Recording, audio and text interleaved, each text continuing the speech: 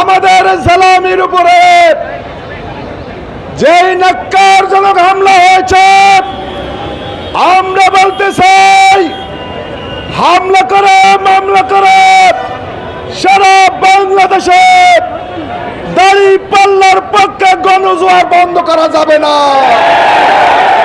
সারা বাংলাদেশের তৌহিদি জনতা, আধিপত্যবাদ বিরোধী শক্তি, জুলাই চেতনার ধারক বাহকরা ইসলামপন্থীদের পক্ষে আজ গণজোয়ার সৃষ্টি করেছে। আমরা বাংলাদেশের জুলাই আকাঙ্ক্ষা বাস্তবায়ন, ন্যায় এবং ইনসাফপূর্ণ সরকার গঠন এবং বাংলাদেশের মানুষের অধিকার আদায়ের জন্য নতুন বাংলাদেশ সৃষ্টির জন্য